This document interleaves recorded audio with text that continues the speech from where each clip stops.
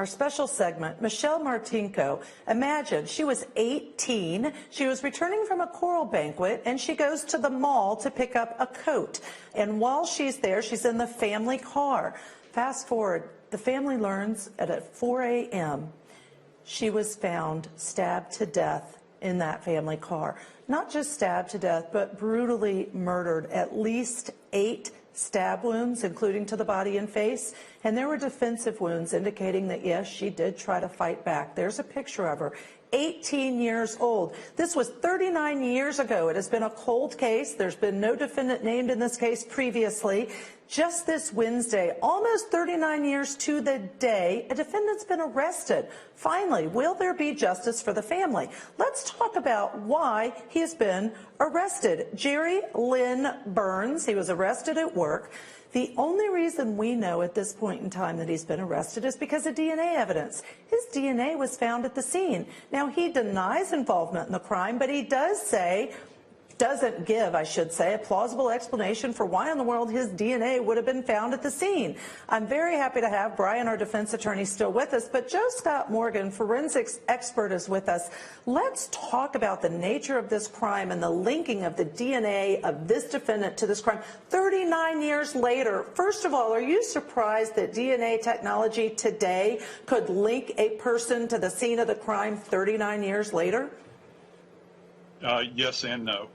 That's heavily dependent, Ash, upon the idea of how well the police preserve the evidence or preserved the evidence. Back in 1979, you know, I was reflecting when I saw this case today, and this young girl, she and I would approximate the same age. I was probably a little bit younger than her during this period of time, and I look at her and I think about, well, what would I have been doing back then? And you know, I'm an old man now, Ash, and you know, I think back, you know, we're kind of unfolding and unwinding history here, you know, when you take a look at this. But this is heavily dependent upon how well the police collect the evidence at the scene and then store it. And that's the key. It's not so much the collection, that's important, but how are you going to store it? Remember, DNA is the most elemental biological element that there is, and the fact that they could preserve it in some nasty evidence room where it's been put up for so long and it would still be viable is absolutely mind-blowing. Okay, so let me ask you, Brian, as defense attorney, if you were in this case, how does a defense attorney go about attacking that very point and saying, okay, we've looked at the evidence and it was not stored properly, they did not use good procedures. Do you hire an expert? What do you do to make that argument? So I think I would probably hire Mr. Morgan first and piggyback off of his points. But what we're talking about here is chain of custody. So you're talking about from the time that the alleged evidence was recovered to the point that we're now here in court and we're testifying about it. What happened in between that? Now, in most cases where DNA comes up, we're talking about a year, 18 months, and nowadays the NYPD or whatever office that you might have, especially in larger cities, are very tight on how they have chain of custody, and they're very sure of how they handle those subjects. But 1979, like I wasn't there during 1979, I wouldn't, so I'm not sure, but I have no idea how they would have been able to preserve that information, how they would have handled it, kept it. There are ways in which we know to handle DNA now that they never knew in 1979, so how are we sure that their methods are sound? All right, so let's presume that it's determined the methods were sound. Joe Scott, back to you.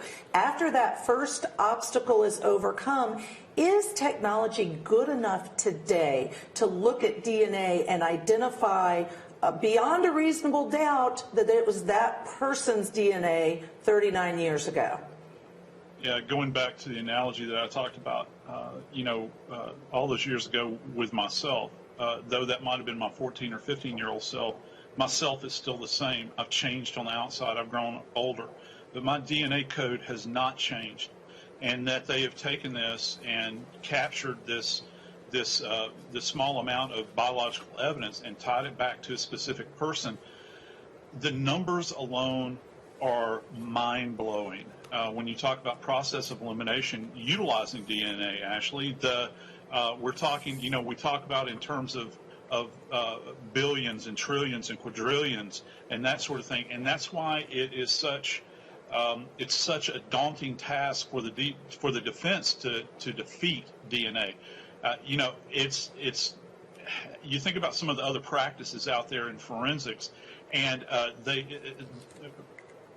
defense does not face quite the uphill battle with those as they do against DNA. So going back to what Brian said, the chain of custody, the preservation of it, and this brings us to another point. Can we judge the methodologies utilized by those investigators back in '79 based upon the present circumstances?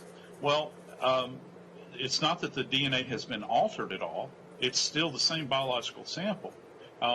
Testing is going to come into play. They can look at the testing and see if the methodologies are approved and recognized. But this is quite startling.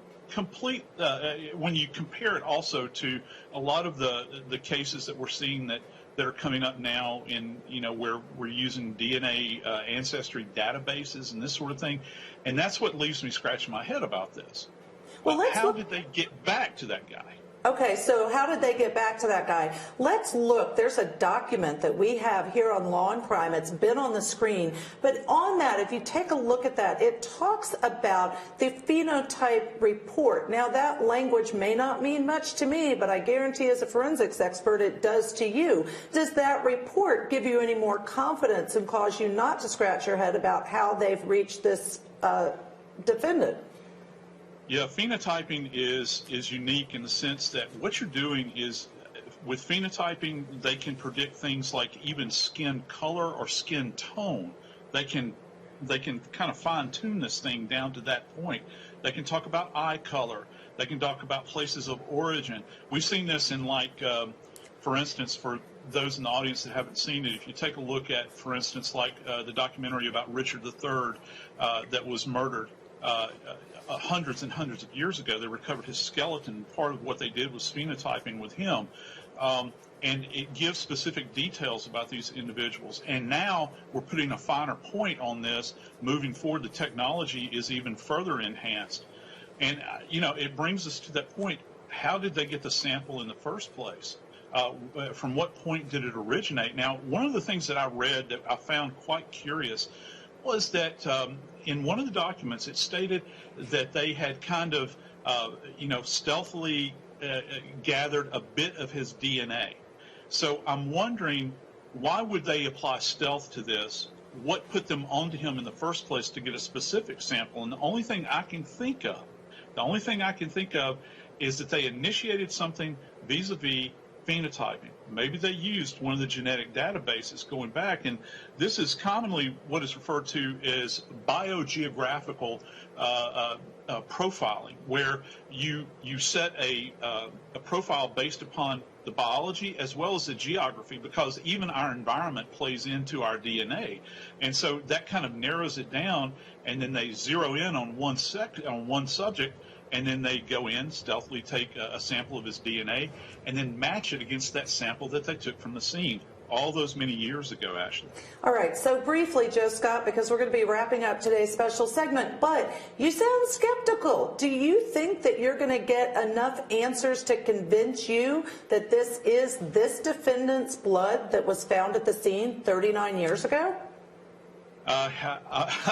Yeah, well, skepticism might arise from my bold civil libertarian leanings. I'm not a big fan of reaching into ancestral databases to solve crimes. It's a very slippery slope.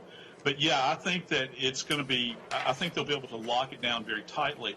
I think now the investigators are going to have to go back and search for a narrative in this case. What would put these two people together? What were their known associations? This is a brutal killing, Ashley. This young girl was stabbed multiple times, and not only was she stabbed multiple times, she was stabbed in the face, actually. Yeah. This is like an attempt to rip somebody to shreds, in a sense, and she did fight back.